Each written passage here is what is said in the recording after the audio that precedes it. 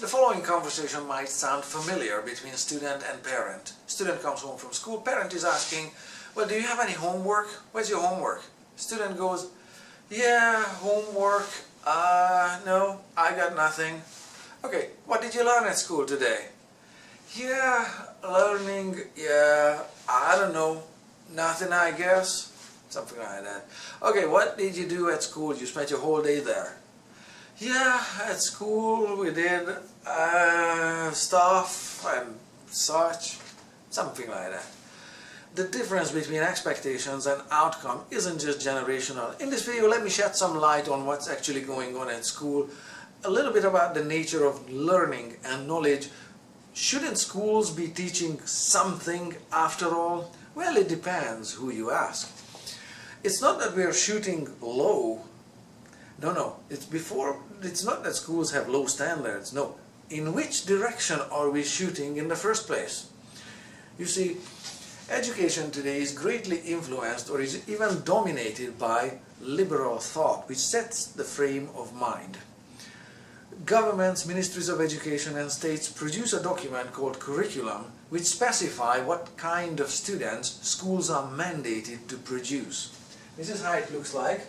This is a generic description in the liberal tradition here, the green stuff. From multiple sources, so it's not any single state or government or Ministry of Education.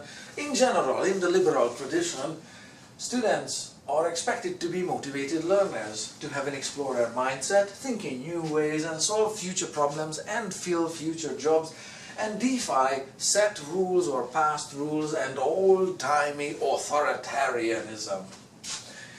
Looks good on paper. In order to meet this, teaching or instruction needs to have a general direction for learning, but not overly prescriptive. There are no textbooks, for example, or course books necessarily, more so in higher education, but K to 12, if one publisher publishes a textbook and it's out for sale, sure, they want to make money, and schools don't necessarily make a commitment to one source or another. We have an abundance of textbooks sometimes to choose from, and if one makes sense, good. If another one makes even more sense to a learner, even better. Just use that explanation for that particular problem that you have in mind. And textbooks aren't memorized or committed to memory line by line like they used to be when printing was expensive and textbooks were rare.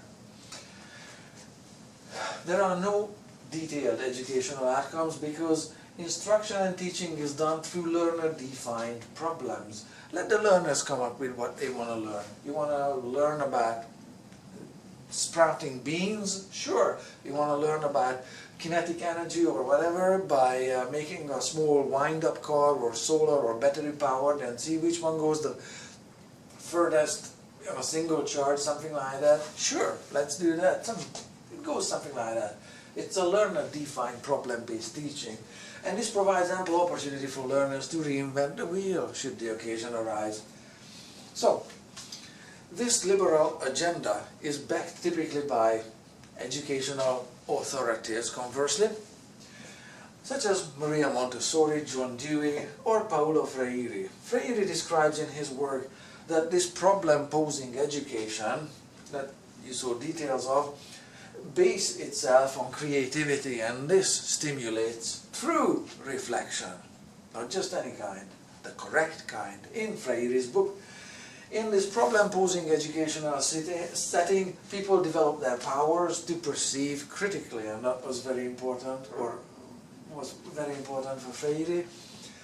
In this problem-posing education, knowledge emerges only through a range of interaction between people, invention and reinvention, through the restless, impatient, continuing, hopeful inquiry human beings pursue in the world, and with each other.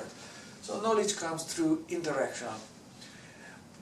John Dewey writes similar things about the opposite. I picked a quote that describes a non-functional, a dysfunctional education in which a child is thrown into a passive, receptive, absorbing attitude. The conditions are so bad that he is not permitted to follow the law of his nature. The law of a child's nature would be also described in the bracket here by Dewey from 2 paragraphs above.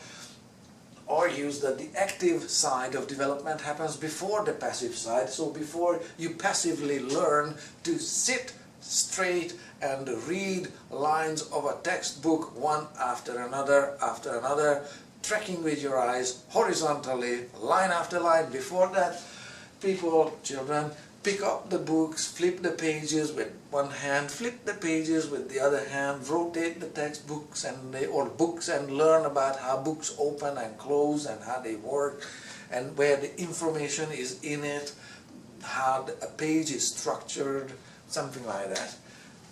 So, if education is done badly with this rigid, cut and dry education first or only, then the result is friction and waste. Waste of time, waste of energy, waste of money. Well, in this video here, let me use this type of argument in which I extend the liberal position to showcase its impractical or absurd implications.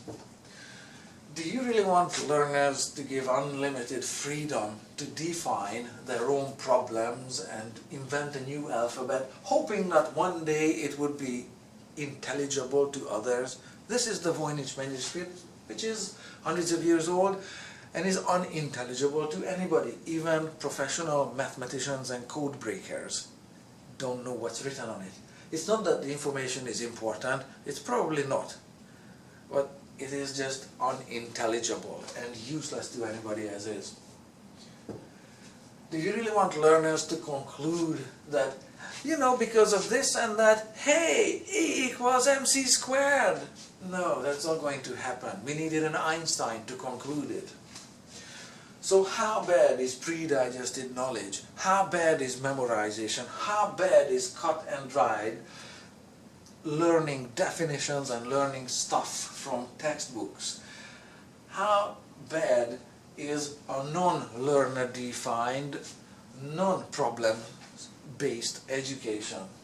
Well, according to Greek philosopher Parmenides, he is Greek, but this is in Latin, out of nothing, nothing comes, meaning you cannot possibly learn anything if you don't have a pre-existing knowledge of something that you can build on in the first place. It's also no point trying to learn anything because it's just not going to happen. Learning starts from somewhere. It goes from known to unknown.